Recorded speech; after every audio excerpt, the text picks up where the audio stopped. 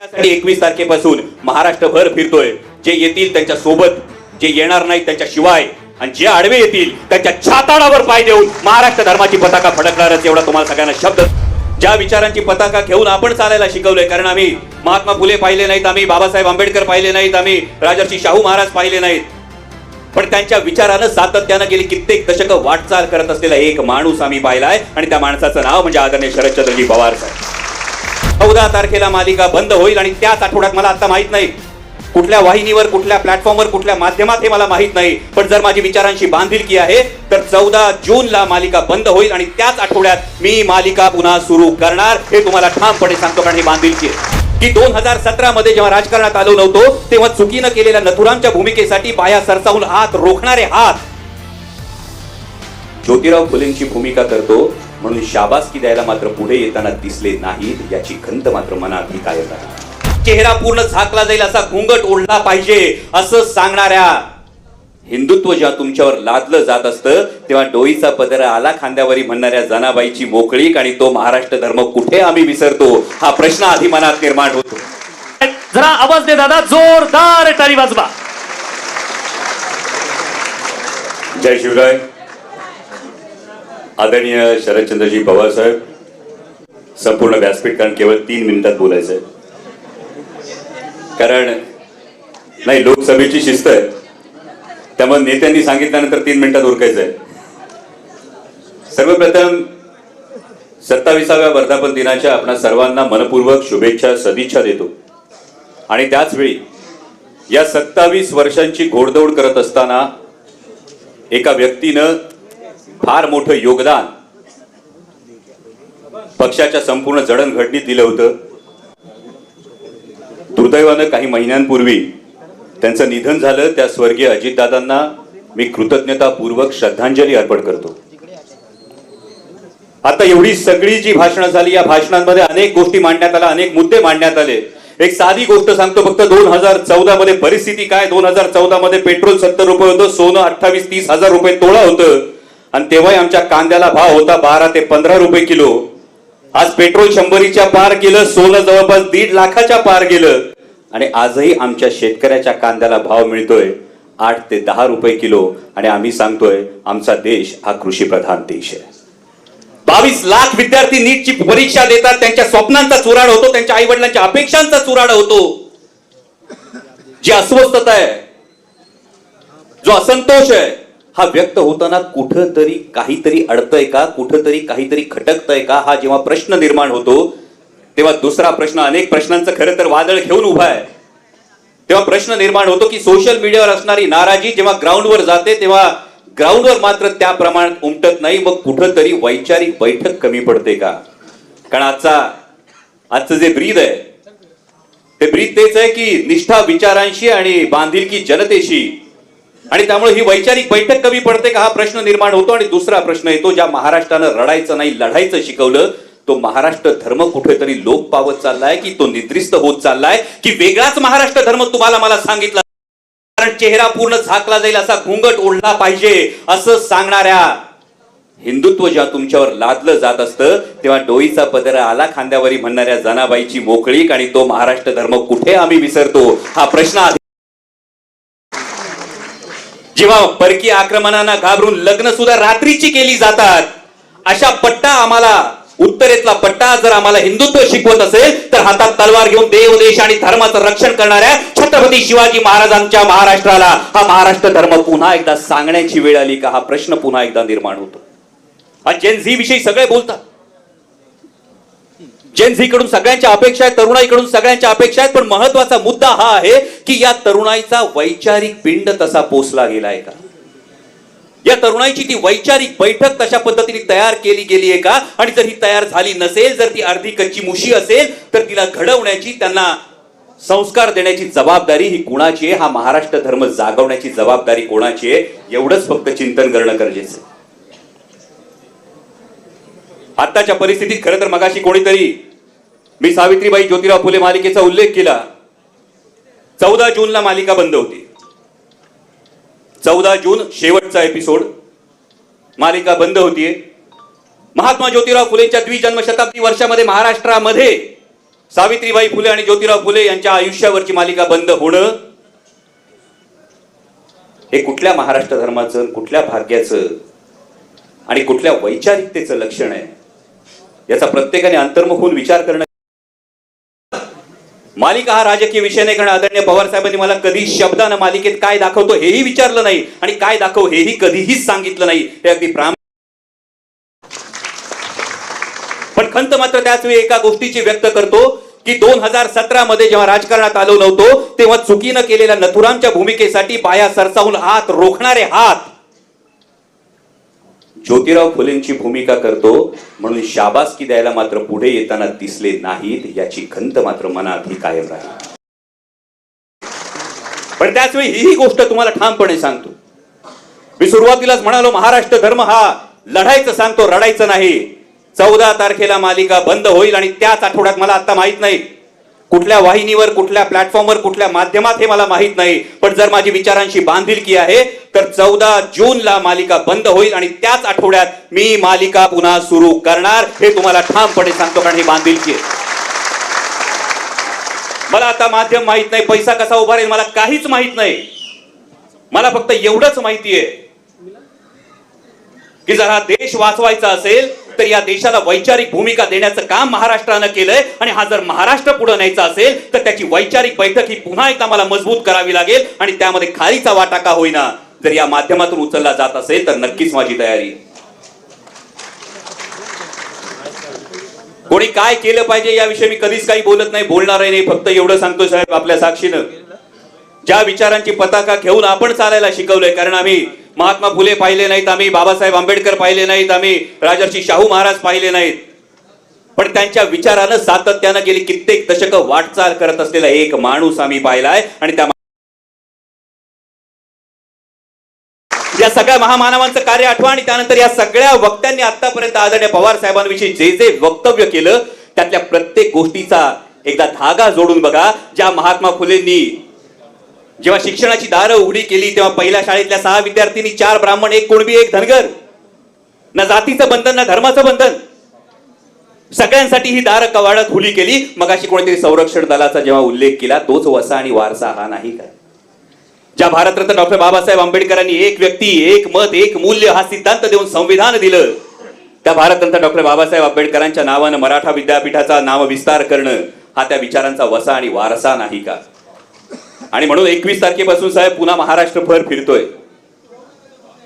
जेव्हा अडचणीत येतात, जेव्हा संभ्रम होतो, तेव्हा कुणी विपश्यना करतं, कुणी ध्यानधारणा करतं, कुणी रिट्रीटला जातं. एक ठरवलंय, 21 तारखेपासून पुन्हा महाराष्ट्रभर फिरतोय आत्मशोधासाठी.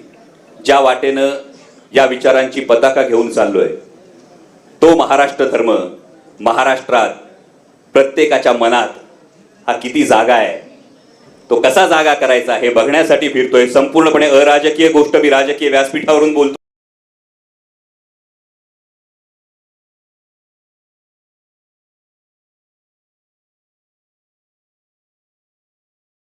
आणि त्यासाठी 21 तारखेपासून महाराष्ट्रभर फिरतोय.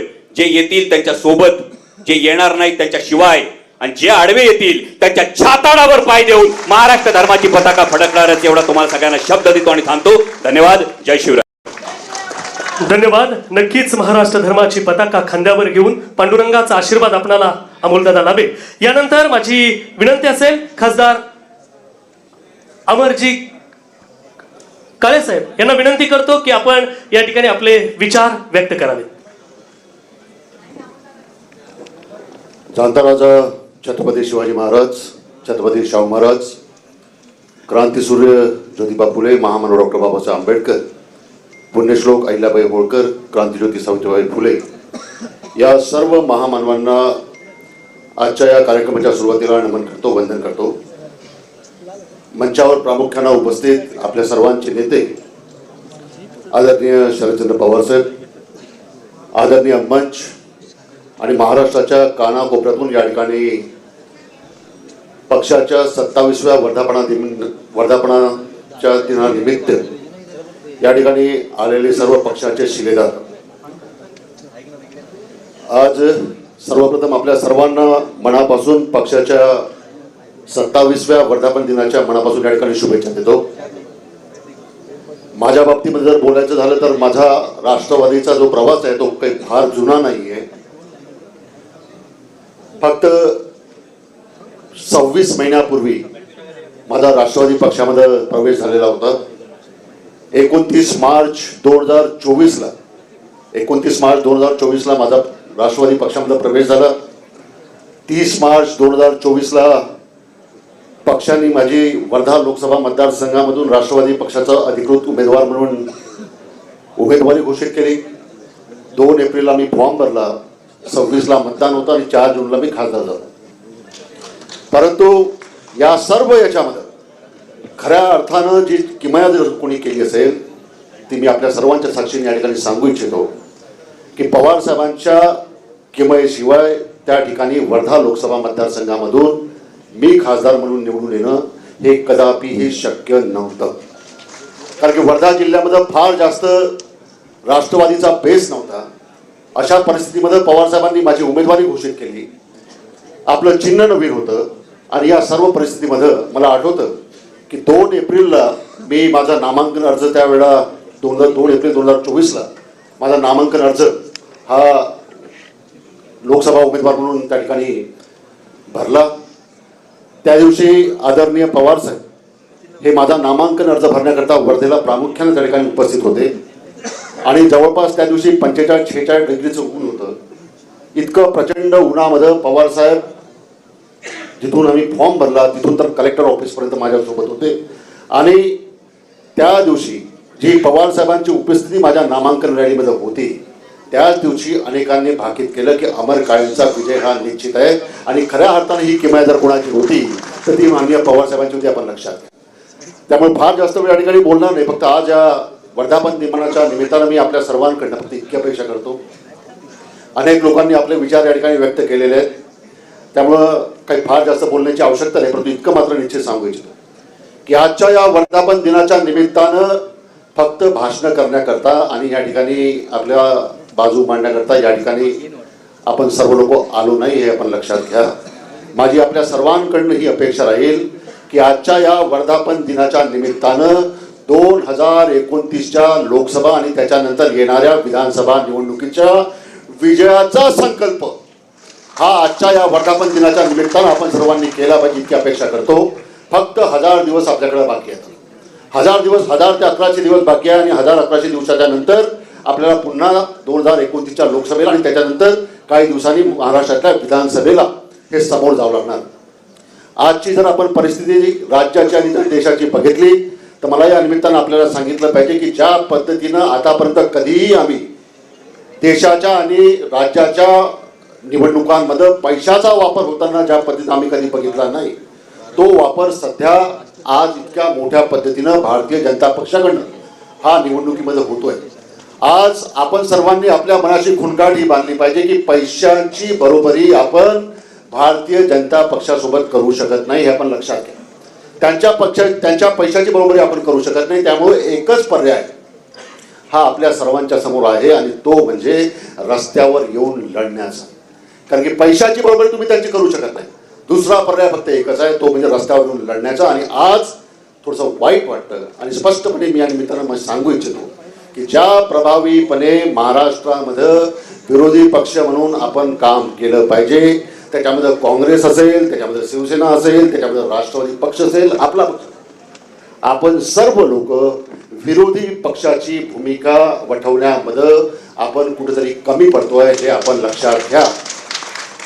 आपण आपली विरोधकाची भूमिका अजूनही प्रभावीपणे मांडू शकत नाहीये हे वास्तव कोणीही नाकारू शकत. त्यामुळे माझी इतकी अपेक्षा आहे की मुद्दे प्रचंड आपल्याकडे. आज या ठिकाणी नीटची परीक्षा झाली, नीटचे पेपर लीक झाले. आज या ठिकाणी शेतकऱ्यांच्या आत्महत्या होतात. आज या ठिकाणी या राज्यामध्ये आणि देशामध्ये शेतकऱ्यांच्या शेतमालाच्या भावाचे प्रश्न आहेत. आज या ठिकाणी महिलांच्या वरचे होणारे अत्याचाराचे प्रश्न आहेत, महागाईचा प्रश्न आहे. हे सर्व प्रचंड मुद्दे आपल्याकडे असताना सुद्धा ज्या प्रखरपणे आपण रस्त्यावर यायला पाहिजे, दुर्दैवानं आज अजूनपर्यंत त्या रस्त्यावर येण्याची भूमिका आपण घेत नाहीये. त्यामुळे माझी इतकी अपेक्षा राहील की आजच्या या वर्धापन दिनाच्या निमित्तानं संकल्प आपण हाच केला पाहिजे की लोकांना विश्वास वाटला पाहिजे की एक प्रखर विरोधी पक्ष म्हणून आपण त्याच्या सोबत आहे. हे जर आपण लोकांच्या मनामध्ये बिंबवण्याचं काम केलं तर येणारा पुढचा काळ हा निश्चित आपला हे आपण लक्षात घ्या. आणि कार्यकर्त्याची भूमिका किती महत्वाची असते हे जर एक उदाहरण जर मला या निमित्तानं सांगायचं वाटलं, तुम्ही या निमित्तानं सांगतो की आता आपलं PM किसानचे पैसे येतात आणि हे PM किसानचे पैसे येतात तेव्हा अनेकदा हे पैसे जर आले नाही तर एखाद्या बरेचदा लोक आमच्याकडे येतात आणि लोक आम्हाला काय म्हणतात की साहेब ते मोदीचे पैसे आले नाही बरं अजून. हा विषय लक्षात घ्या, हा सर्वात महत्वाचा विषय का साहेब ते मोदीचे 2000 अजून आले नाही. ते म्हणतात मोदीचे कुठे येतात, सरकारचे पैसे, गव्हर्नमेंटची स्कीम आहे. तर ते म्हणतात नाही सर ते मोदीचे पैसे. मला या निमित्तानं आपल्याला विचारायचं वाटतं की त्या फाटक्या माणसाकडं ज्याच्या अंगावर फाटकं धोतर आहे, फाटकी बंगाली आहे, त्या माणसाच्या मनामध्ये हे पैसे जे आहे हे पैसे तुम्हाला जे देऊन राहिले हे कोण देऊन राहिलं तर मोदी देऊन राहिला. हे टिपवण्याचं काम हे जर कोणी केलं असेल तर ते भारतीय जनता पक्षाच्या कार्यकर्त्यांनी केलं. त्यामुळं हा त्यांच्यातला आणि आमच्यातला फरक आहे, आपण लक्षात घ्या. आपल्याकडे प्रचंड सांगण्यासारखं आहे परंतु ते आपण लोकांना सांगू शकत नाही, लोकांना कन्व्हिन्स करू शकत नाही. त्यामुळं एक कार्यकर्ता म्हणून सुद्धा आपण ती भूमिका त्या ठिकाणी पार पाडली पाहिजे. मी इथं बसलो होतो ताईंच्या बाजूला बसलो असतानाच मी साहेबांच्या पायाकडे बघत होतो. साहेबांच्या पायाला प्रचंड दुखापत आणि प्रचंड जखमा झालेला मला त्या ठिकाणी पाहायला भेटलं. परंतु याही परिस्थितीमध्ये साहेब संघर्ष करतात आहे, साहेब महाराष्ट्रामध्ये फिरतात आहे. आज त्यांच्यापासून तो धडा घेऊन आज तो संकल्प त्या निमित्तानं आपण केला पाहिजे की अपेक्षा या ठिकाणी करतो. आणि उदाहरणं आपल्यासमोर आहे, 2 मिनिटं बोलतो आणि संपवतो की जे लोक लढतात ते यशस्वी झाल्याशिवाय राहत नाही. याचे उदाहरणं मी या निमित्तानं 2 देईल. ते 2 उदाहरणं म्हणजे एक तेलंगणा राज्याचे मुख्यमंत्री रेवंत रेड्डी. ज्या तेलंगणामध्ये लोक म्हणत होते का काँग्रेस पुढच्या 5-50 वर्षांमध्ये कधी सत्तेवर येणार नाही, त्या ज्या तेलंगणामध्ये काँग्रेस पक्ष 3ऱ्या आणि 4थ्या क्रमांकावर होता त्या तेलंगणामध्ये काँग्रेसची सत्ता बसवण्याचं काम हे रेवंत रेड्डींनी करून दाखव. पण लक्षात घ्या 4थ्या नंबरचा पक्ष तेलंगणातला 4थ्या नंबरचा पक्ष, त्या पक्षाला सुद्धा सत्तेवर आणण्याचं काम त्या ठिकाणी रेवंत रेड्डींनी करून दाखवलं. परंतु ही लढाई सोपी नव्हती. रस्त्यावर उतरून आणि प्रचंड संघर्ष करून रेवंत रेड्डीने तेलंगणामध्ये काँग्रेस बसवली. आता कर्नाटकचे मुख्यमंत्री म्हणून त्या ठिकाणी DK शिवकुमार यांनी शपथविधी घेतला आणि DK शिवकुमारांचा सुद्धा जो काही संघर्ष होता तो काही कमी नव्हता. 50 दिवस तिहारच्या तुरुंगामध्ये काढले DK शिवकुमारांनी, 50 दिवस. परंतु 50 दिवस तिहारच्या तुरुंगामध्ये काढून सुद्धा DK शिवकुमार खचले नाही, संघर्ष केला, काँग्रेसला सत्तेवर आणलं आणि तेच DK शिवकुमार आज राज्याचे मुख्यमंत्री झाले. हे आपल्या समोरचे उदाहरण आहे. त्यामुळे माझी इतकी अपेक्षा आपल्या सर्वांकडनं राहील की आता आपण संघर्षाची भूमिका घेतली पाहिजे. करो या मरो हा नारा 1942 मध्ये गांधीजींनी दिला. आता त्या नाऱ्याची पुनरावृत्ती करण्याचं काम आपल्या सर्वांना करायचं आहे, इतकी एक अपेक्षा मी या ठिकाणी करतो. आणि फक्त एक फौजिया ताईंनी या ठिकाणी शेवटचं त्यांचं भाषण संबोधनात जे बोलले की एक क्लिअरिटी आणि स्पष्टता घेऊन आपण आता लोकांमध्ये गेलं पाहिजे. हे जे फौजिया ताईंनी या ठिकाणी आपल्या भाषणामध्ये बोलल्या तेच मला या निमित्तानं सांगावंसं वाटतं की ती स्पष्टता घेऊन लोकांमध्ये आपण गेलं पाहिजे. अनेक लोक आपले चर्चा करतात की आता आपण किती दिवस एकच असं आहे, नंतर आता केव्हा आपलं एकच तिकड होणार, आपण NDAत जाणार का कुठं जाणार, हे आपलेच लोक चर्चा करतात. त्यामुळं या चर्चांना पूर्ण विराम या निमित्तानं या 27व्या वर्धापनाच्या निमित्तानं यावा ही एक अपेक्षा मी या ठिकाणी करतो. आणि हा पूर्ण विराम जर या 27व्या वर्धापनाच्या निमित्तानं जर आपण आपल्या महाराष्ट्रातल्या कार्यकर्त्यांना जर देऊ शकलो तर मी या ठिकाणी दाव्याने सांगतो की उद्यापासूनच या ठिकाणी आपले सर्व कार्यकर्ते अतिशय ताकदीनं पुढच्या निवडणुकीच्या तयारी करता लागतील. हा विश्वास मी या ठिकाणी आपल्याकडनं व्यक्त करतो. आणि जे येतील त्यांना सोबत घेऊन, जे नाही येतील त्यांना सोडून, परंतु पळतीचे दोर वगैरे सर्व कापून ज्या पद्धतीनं कौंडण्याची लढाई झाली, ज्या पद्धतीनं कौंडण्या किल्ल्याची लढाई झाली होती त्यावेळेला तानाजी मालुसरे हे कौंडण्याचा किल्ला घेण्याची जबाबदारी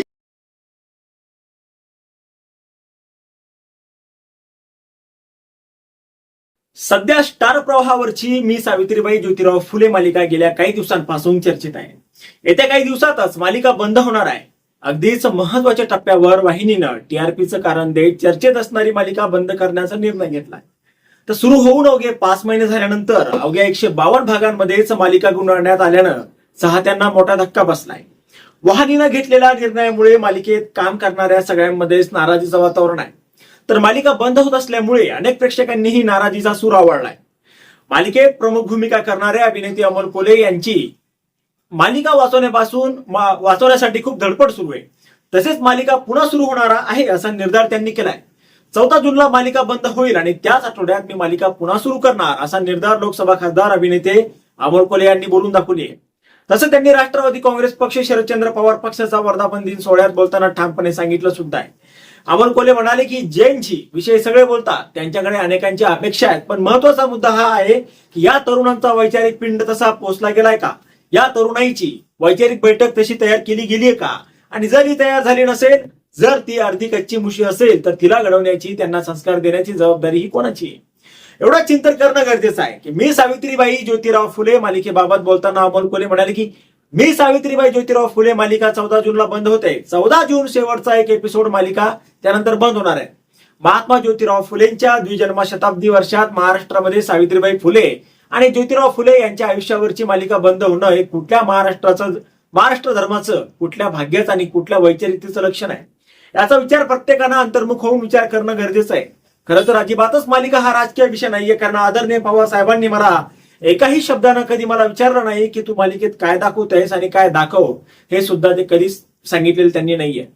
हे अगदी प्रामाणिकपणे मी व्यक्त करतो असंही अमोल कोल्हे म्हणाले. आता यावर तुम्हाला काय वाटतं, तुमचं मत कमेंट बॉक्समध्ये लिहायला अजिबात विसरू नका. व्हिडिओ आवडला असेल तर जास्तीत जास्त शेअर करा आणि आतापर्यंत मराठी जनता आपण आपल्या या चॅनलला सबस्क्राईब जर केलेलं नसेल तर चॅनलला सबस्क्राईब करा.